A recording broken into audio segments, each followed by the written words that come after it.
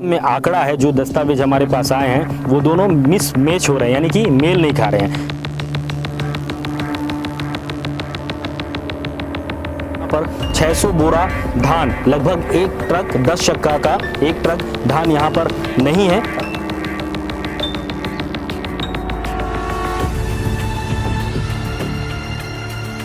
नमस्कार, मैं अजय चंद्राकर और आप ARC न्यूज़ देखना शुरू कर चुके हैं। मैं इस वक्त बकावंड ब्लॉक स्थित धान उपार्जन केंद्र छोटे देवड़ा में मौजूद हूं और यहां पर एक बड़ा खेल हो गया है।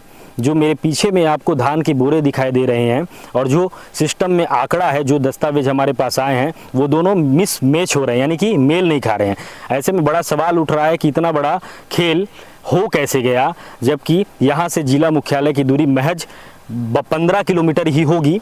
आंकड़े के हिसाब से अगर देखें तो महज 15 किलोमीटर जिला मुख्यालय की दूरी है। वहाँ पर तमाम बड़े कार्यालय में ऑफिसर बैठते हैं और ऑफिसरों की नाक के नीचे से यहाँ पर एक ट्रक माल मौके पर है ही नहीं। अगर उसका सरकारी रेट के हिसाब से आकलन किया जाएगा तो 5.5 लाख रुपए का धान इस छोटे देवड़ा धान उपार्जन केंद्र में नहीं है। ऐसे में सवाल और गहराता जा रहा है कि जो DMO साहब हैं, जो विपणन अधिकारी हैं, जो आपके खाद्य अधिकारी हैं और जो जिले के कलेक्टर साहब हैं, वो उनकी नाक के नीचे से किस तरीके से यहाँ के जो धान खरीदी प्रभारी हैं और यहाँ के जो संचालक हैं वो किस तरीके से शासन प्रशासन को चूना लगाने का काम कर रहे हैं और भारी भ्रष्टाचार को अंजाम देने में उन्हें कामयाबी भी मिल गई। क्योंकि एक हफ्ते पहले अगर हमें इसकी जानकारी मिलती तो यहाँ पर आज एक ट्रक माल की कमी है तो वो 3 ट्रक माल की कमी होती और आज वर्तमान में इस धान खरीदी केंद्र में एक ट्रक माल नहीं है। तो एक ट्रक माल गया कहाँ?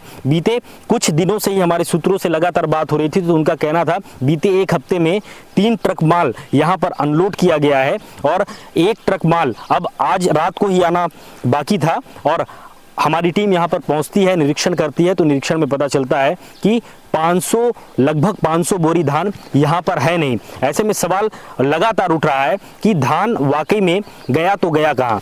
जिस तरीके से सरकार धान खरीदी केंद्र कर रही है, जिस तरीके से प्रशासनिक अमला पूरी ईमानदारी से जुटा हुआ है कि जो छत्तीसगढ़ के किसान हैं उनको किसी भी प्रकार का नुकसान देखना ना पड़े। क्योंकि चुनाव का वर्ष है, चुनाव की प्रक्रिया को संपन्न कराने में शासन प्रशासन पूरी तरीके से मुस्तैद है। निर्विघ्न चुनाव कराने की जवाबदारी भी प्रशासन की तरफ है।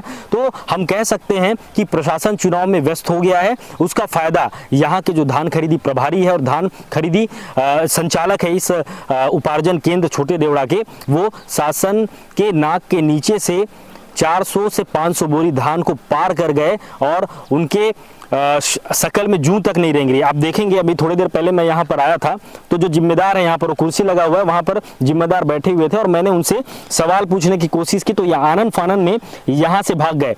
ऐसे में स्पष्ट हो रहा है कि उनकी जानकारी में सारा सब कुछ हुआ है।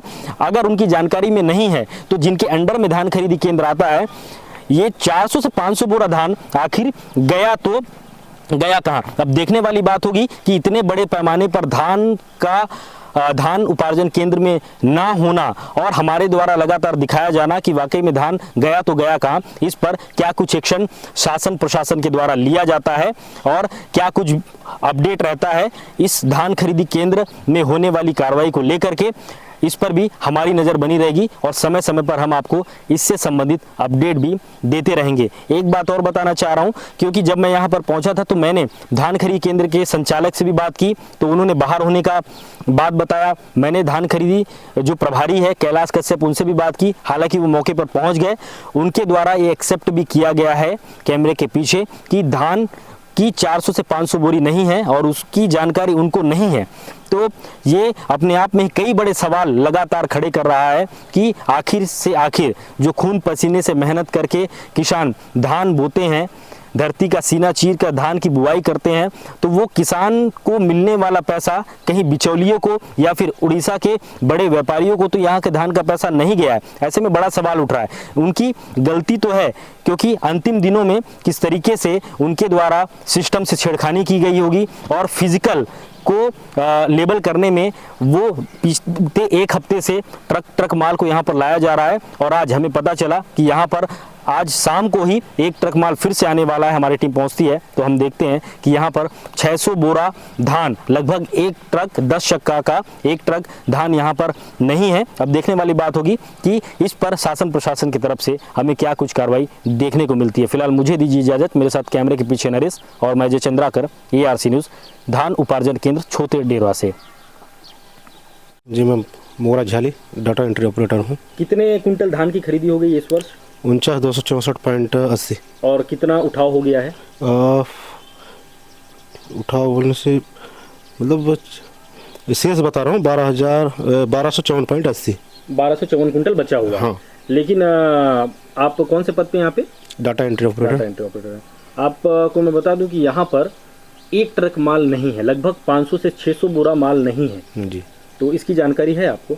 नहीं, इसकी जानकारी नहीं है। मेरा काम क्या है, बस डाटा अपलोड करना और पेमेंट वेमेंट जो भी है मतलब सिस्टम से संबंधित जो काम है वो मैं कर लेता हूँ। तो इसकी जवाबदारी किसकी है ऑपरेटर साहब, अगर आप बताएं तो? मेन जवाबदारी किसकी होती है, आपको जानकारी होगा? और खरीदी प्रभारी और प्रबंधक रहेंगे। खरीदी प्रभारी और प्रबंधक। खरीदी प्रभारी का नाम क्या है? कैलाश कश्यप। और प्रबंधक का नाम क्या है? श्री टिकेश्वर सेठी। अभी वर्तमान में वो दोनों कहाँ हैं? अभी आज क्या है, उनका मीटिंग था। किनका? प्रबंधक जी का। तो सुबह आए थे, फिर निकले मीटिंग के लिए। और कैलाश कश्यप जो धान खरीदी प्रभारी अभी थे यहाँ पे, मैं उनसे बयान लूंगा बोला तो कहाँ चले गए? अभी तो थे यहाँ पे वो। अभी निकले हैं, कहीं बताया तो नहीं मेरे को। अच्छा, बिना बताए चले। जी। तो आपको क्या लगता है कि ये 400 से 500 बोरा नहीं है तो ये गलत है, इस पे कार्रवाई होनी चाहिए, लगता है आपको? गलत तो है, लेकिन क्या है, मेरे नॉलेज में नहीं है कि कम है ज़्यादा है क्या है।